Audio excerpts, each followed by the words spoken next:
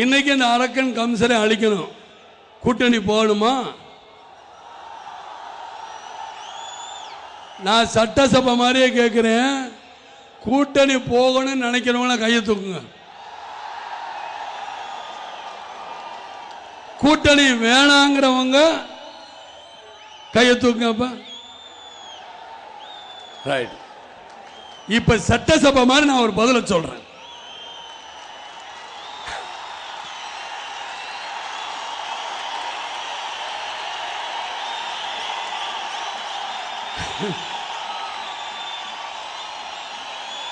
சட்டசபையில் சொல்லுவாங்களாம், நான் சட்டசபையில் சொல்லுவாங்க, ஆம் என்பவரே அதிக பேர் இருப்பதால் இதை நாங்கள் ஒத்துக்கொள்ளுகிறோங்கிற மாதிரி சொல்லுவாங்க.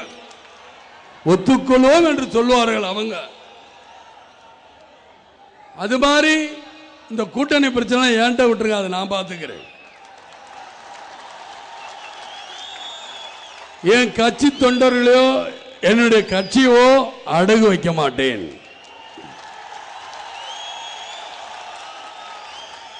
இன்னைக்கு வரைக்கும் நான் அடகு வச்சிருக்கேன்னா சொல்லுங்க பார்க்கலாம்.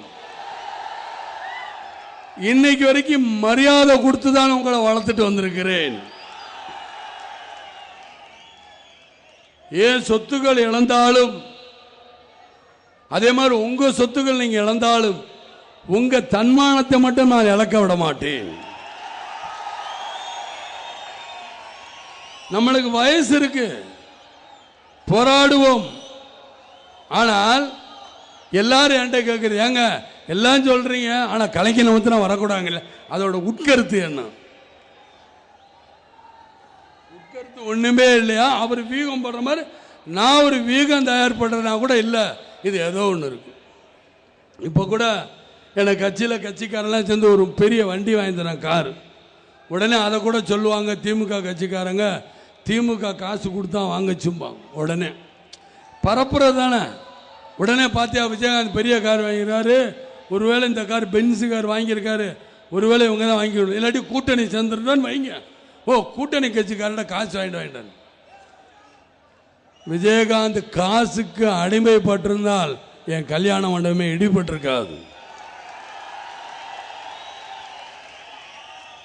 என்னுடைய தோட்டத்தை பிச்சு பிடிங்கி போட்டிருக்க மாட்டாங்க, யாரும் வந்திருக்க மாட்டாங்க. எத்தனையோ பேர் இன்றைக்கு அடிமைகளாக இருக்காங்க. ஒவ்வொரு கூட்டணி கட்சியிலும் போய் நான் அடிமையாக இருக்க விரும்பல மக்களே. அப்படி அடிமைகளாக உங்களை ஆக்குறதுக்கு நான் தயாரில்லை. ஏன் இதையெல்லாம் சொல்றேன் என்றால், அந்த அரக்கன் கம்சனை அழிக்க வேண்டும் என்றால் நீங்கள் கிருஷ்ண பத்மனாக மாற வேண்டும். நீங்க கிருஷ்ணனாக மாறினால் நான் ஒரு கருடனாவது மாற வேண்டும். அதாவது புரட்சித் தலைவர் எம்ஜிஆர் பண்ண இப்படை தோற்கின் எப்படை வெல்லும்ங்கிற மாதிரி தான் என் மனசுக்கு.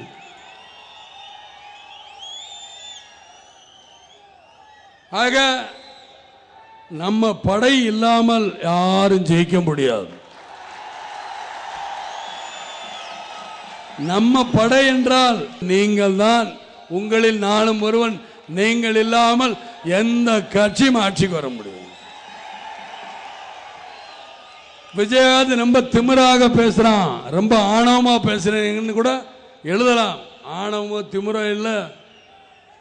70வது கட்சி, 71வது கட்சி, 10ஓட 11, அத்தோட இது ஒன்று, இப்போ 1. அந்த 1நால தான் பேசுறேன். நான் போராடுறேன். இந்த பாருங்க, 1500 கிலோமீட்டருக்கு எந்த கட்சிக்காரங்க பேனர் வச்சிருக்காங்க. இன்னைக்கு யார் அவங்க தலைவர் கூடினாலும் கிட்டத்தட்ட 1500 கிலோமீட்டருக்கு பேனர் வைக்கணும். யார் வைப்பான்னு பார்த்துக்கிறோம். ஒரு பக்கம் மகளிர் அணியினர் பேனர், ஒரு பக்கம் மாவட்டம், வட்டம், கிளைக்கழகம், யார் யாருக்கும் எல்லாரும் பேனர். ஆக எல்லோருக்கும் சமம்ங்கிற மாதிரி, ஆண்களுக்கு பெண்கள் சமங்கிற மாதிரி 50% இடத்தை கொடுத்து அவர்களுக்கும் பேனர் வைக்க ஒத்துழைப்பு கொடுத்த மாவட்ட செயலாளருக்கு நன்றியை சொல்றேன். இன்னும் இந்த மாவட்டத்தில் எத்தனையோ பேர் பங்கு போட்டிருக்கலாம், பங்கு எடுத்திருக்கலாம். அவங்க பேர் சொல்லல நினைச்சுக்காக வருத்தப்பட்டுக்கிறாங்க.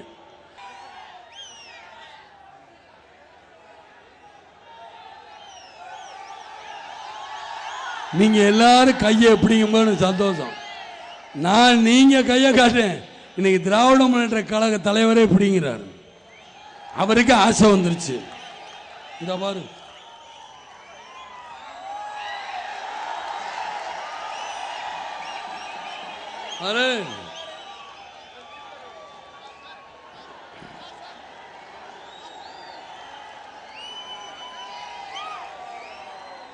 இதுதான் அரிசி. கேட்டா அப்படியே இலவசமா கொடுக்குற மாதிரி பொங்கலுக்கு கொடுத்தேன்னு பொய் ஒரு 4 முத்திரிக்கா சொன்னா தப்பாத்து. நான் என்ன செய்றேன், 3 கோடி 17 லட்சம் பேர் கொடுக்கணும். 1 கோடி பேர் கொடுங்க, ஒழுங்கா கொடுங்க தான் நான் சொல்றேன். ஒழுங்கா கொடுக்குற அந்த ஏழைகளாவது உங்களை வாழ்த்தட்டுங்கிற. அதே மாதிரி தொண்டர் படை எனக்கு பேருதவி அழுத்தீங்க, உங்க எல்லாருக்கும் நன்றி. தொண்டர் படைக்கு ஒரு வருத்தம் இருக்கு, கடைசியா ஏதோ ஒரு பேர் வருது, அப்படி கிடையாது. கண்ணை எப்படி இமை பாதுகாக்குமோ அதே மாதிரி இந்த விஜயகாந்தை பாதுகாக்கிறதும் என்னுடைய தொண்டர் படைதான்.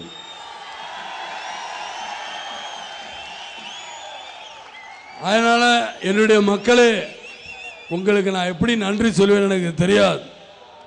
ஏனென்றால் இந்த நன்றிக்கு பிரதிவாரம் இருக்குங்கிற மட்டும் என்னால் சொல்ல முடியும்.